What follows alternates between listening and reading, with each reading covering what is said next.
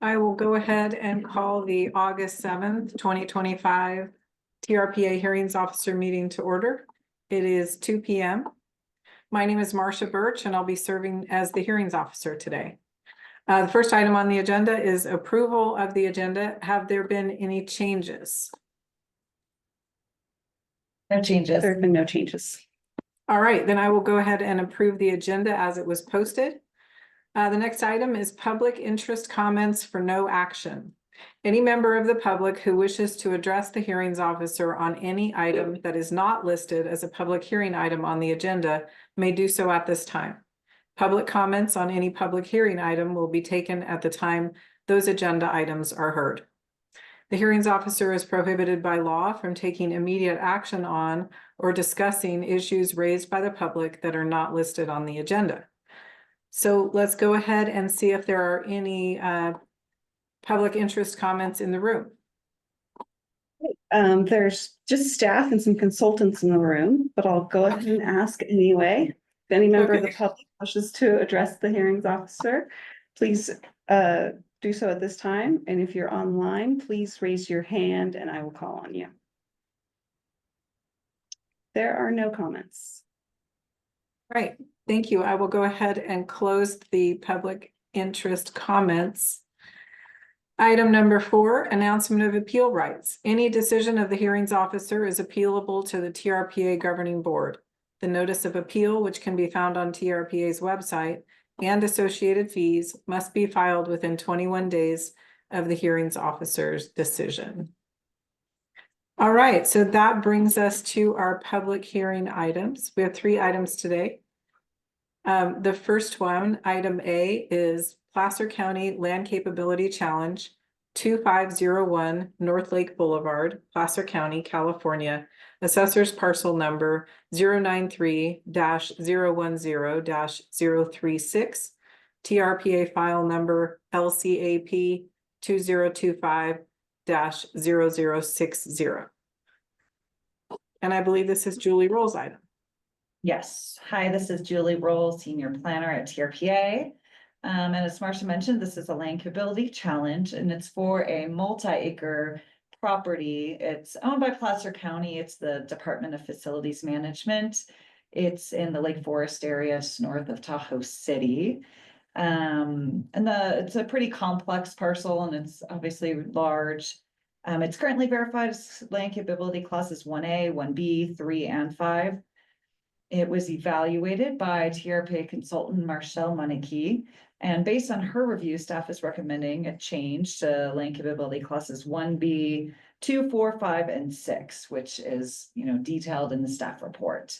And we have Marcelle online with us today, so she can give a little bit more information about what she found during her review. All right, thank you. Hi, yeah, this is Marcelle Moneke. Julie kind of covered the basics there already, but it is complex in the sense that it's got the wetland meadow and has alluvial land close to Lake Tahoe, and then it has upland soils with colluvial material over it. So you have a lot of variety in the soils in the small area. And then it has also been cut and recontoured for large parking lots and, disturbed in that way as well. So the area that you see on the map checkered in blue is was already defined in a previous LCB by Phil Scholes and approved by TRPA in 2020, and that's based on the historic SEZ boundary. And so this challenge was to assess the remainder of the upland parcel, which was mapped as JAC, which is a Jabu moderately fine variant, which is kind of an unusual soil in that it wasn't really well described at the time, and it only has slopes that go up to 9%. So a lot of times when you get a challenge or a land capability verification and the slopes are greater than 9%, you almost have to do a challenge to determine what the soil is beyond that slope break. So in this case, he had 3 pits excavated, and 1 pit at the very bottom remains the same as the class 5 JHC. It says test pit 3. I think by the entrance of the road. Yeah, you kind of round it.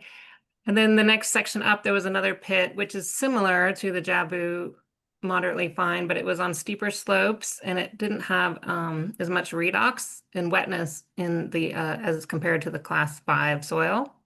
So that and it was still an alluvial, fine textured soils with lake sediments below it.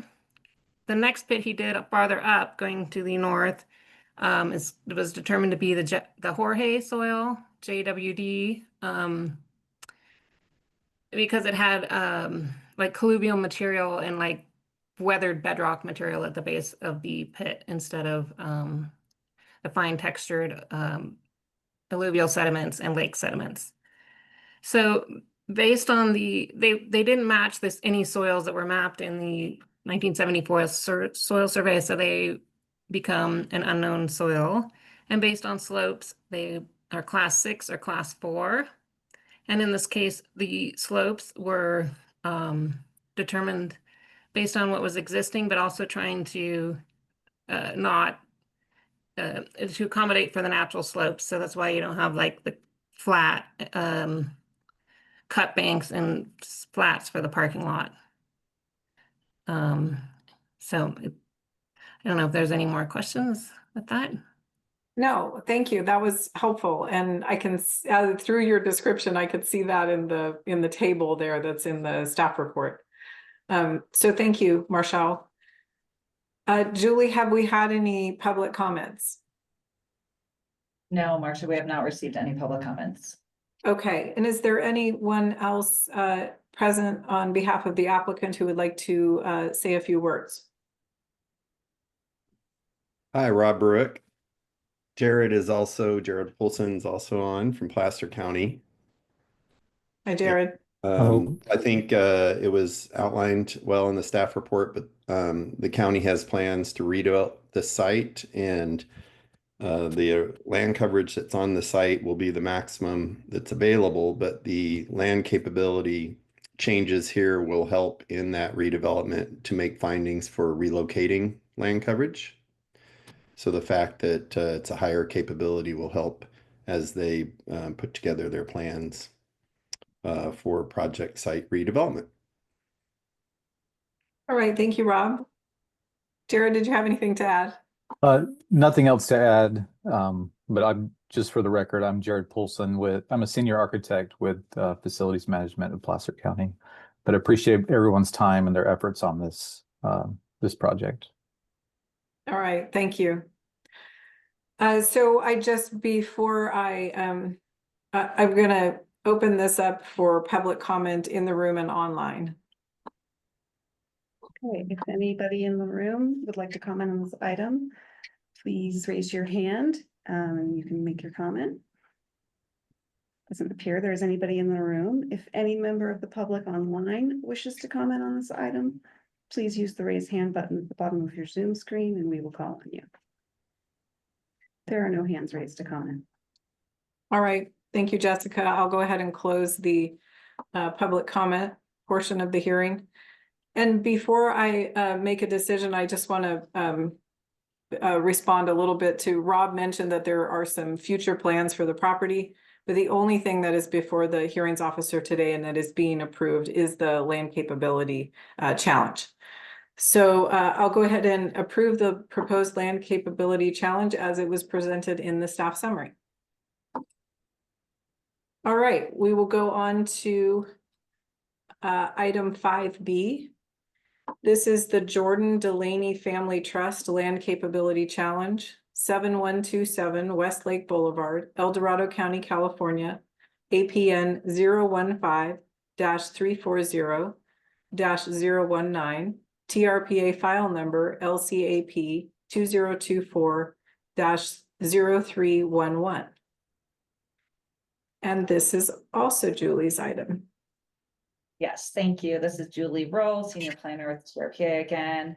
And yes, this is another land capability challenge, and this one was also reviewed by TRPA consultant Marshall Munike. Based on her field evaluation, TRPA staff recommends changing the land capability from class 5 to class 6. and also changing the class 1B stream environment zone delineation. And Marshall can fill us in on some more details on this one as well. Hi, yeah, Marshall again. If you scroll down, I think there's another parcel map that would have more information. I think I added that, but give me a second, I'll find it.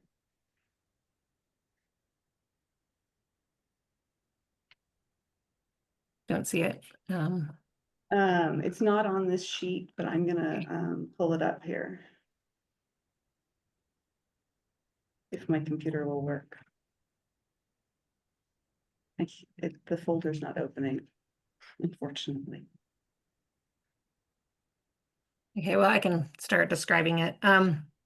So yeah, this is along West Shore, and as you can see, it's near the lake.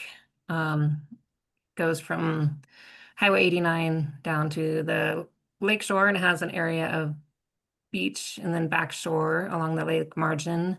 And it was mapped as Tallac Seat in the 1974 survey, which is a soil that has a silica cemented horizon around 20 to 40 inches, which perches the water seasonally and can, it causes wetness and a diversity of vegetation. And we had 3 pits excavated in this area. This was completed by Sid and Denny. I'm forgetting, blanking on their names, sorry. And they produced a staff report with full soil descriptions and sorry, I'm getting confused by the screen. Sorry. Anyway, the bottom line is that we did not find the silica cemented horizon that perched water in the table in any of the soil pits. And so it didn't meet the Tallac soil seeped or the regular Tallac soil. And it doesn't meet any of the other soils mapped in the Tahoe Basin. The Meeks soil, it had finer texture than Meeks soils. And then the outwash soils like Elmira and Geppo do not have, it was rockier than those soils. So it changes from class 5 to class 6 for the majority of the parcel with a section of SEZ, which is a stream corridor that crosses the upper part of the parcel, and then a section of backshore and beach along the front of the parcel, along the lake shore. I apologize, Marshall. I don't think I was ever able to find Okay. the site plan. that you were- I know what it looks like, but I was going to describe it. Yeah. I apologize. But 90% of the parcel is class 5 to class 6. Is basically it's not the Tallac soil, it's something other than Tallac without a root restrictive layer.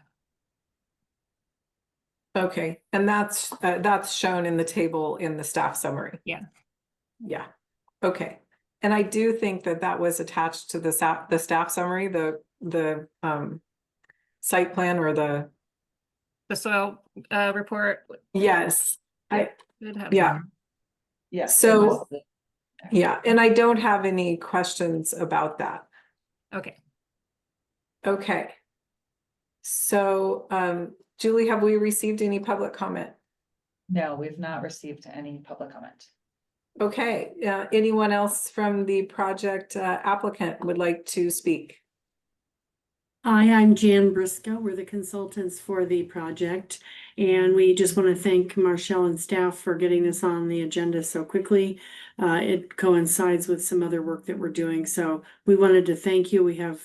We're supportive of the report and the changes and here for questions. Thank you. Thank you, Jan. All right, let's go ahead and open this up for public comment, Jessica. Any member of the public in the room who wishes to comment on this item, please raise your hand and we will call on you.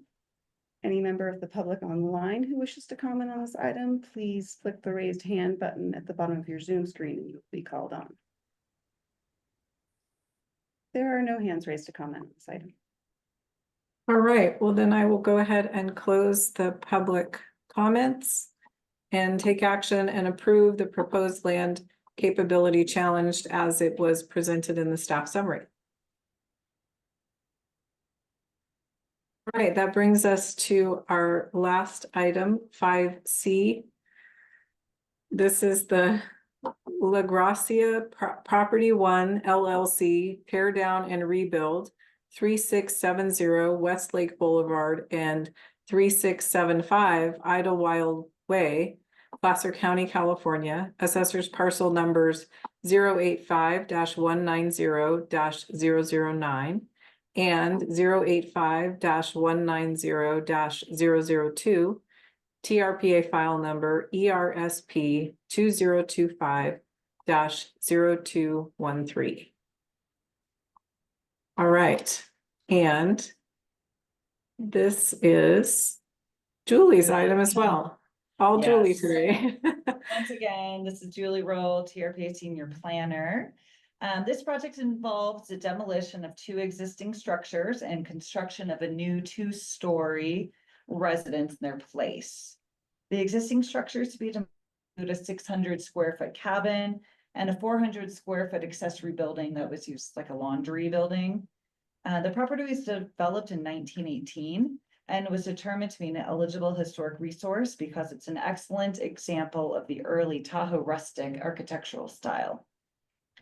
TRPA requires resource recovery plan as mitigation for the loss of the historic resource. And just historic resource recovery plan is a detailed report that documents the historic significance of the property and includes photographs, kind of just documenting what's there today. This project is part of a project area for coverage with adjacent parcel at 3675 Idlewild, and that's why the staff report had 2 addresses and 2 APNs. They're kind of they're only developments only being proposed on the one parcel, but they're kind of linked together as a project area. And a similar demolition rebuild project was approved on the 3675 Idlewild back in May 2025. And I mentioned that mostly because at that time when that project was approved, they produced a resource recovery plan that covers both properties. So it has both included when it was reviewed by TRPA at that time, and it actually was already donated to the historic societies as part of that previous project approval. So other than kind of the historic piece, TRPA's, it's reviewed it for density, land coverage, height, BMPs, all of our normal criteria, and everything meets our standards. And this property is not visible from the scenic corridor, so there's no mitigation on that. And this project was actually reviewed on an outsourced basis by Jesse Walker at WBA, and he's here in the room. So both he and I are available for questions. And Jesse, let me know if I missed anything important. Maybe one thing I might clarify is that the proposed residence actually is visible from the scenic from an adjacent bike path. So Okay, as mitigation, the colors and materials have been reviewed and are within the acceptable colors and materials. Thank you. So Julie, you mentioned that it's not visible from a scenic corridor. I think what you meant, and I think what Jesse was clarifying is that it's visible. It's visible, I think, from the From the highway, but not from the lake. So we have kind of different levels of scenic review depending. So it didn't go through the scenic contrast rating score analysis as a lakefront house, but as Jesse pointed out, it did. When it's along a scenic highway and bikeway, we still do review the colors and, the glare for roofs and things like that. Okay, and it did go through that review. Correct. Yes, okay. Okay, that was my understanding from reading the staff summary as well. Okay, so anything else from the applicant? No, this is Tony Matt, we'll be consulting. We've reviewed the staff summary and agreed to the conditions of approval, and otherwise we'd just like to reserve the right to respond to any subsequent comments. Okay, thank you. And have we received any public comments? No, we did not receive any public comments. Okay. Okay, so let's go ahead and, I don't have any additional questions. The staff report was very thorough. And thank you, Julie. And I'm going to go ahead and open it up for public comment. Okay, well, there are no members of the public in the room, so I'll go online. Any member of the public online wishing to comment on this item, please raise your hand now by clicking on the raise hand button at the bottom of your Zoom screen, and I will call on you. There are no hands raised to comment on this item. Okay, so I'll go ahead and close public comment. And Julie, I just wanted to confirm, what you said was that the, for the historic mitigation, that report was already completed and given to the Historical Society. Yes, that's correct. And Okay. it's attached to the staff report, and it's also attached to the file for the 3675 Idlewild, which is across the way. So Okay, we included in both files. all right, thank you. I don't have any additional questions, so I will go ahead and approve the findings contained in the staff summary and approve the project based on the staff summary and record evidence, subject to the conditions contained in the draft TRPA permit. All right, so that concludes our hearing items today. And go ahead and adjourn the meeting. It is 2:21 p.m. Thank you, Marcia. Thank you. Thank you, everyone. You.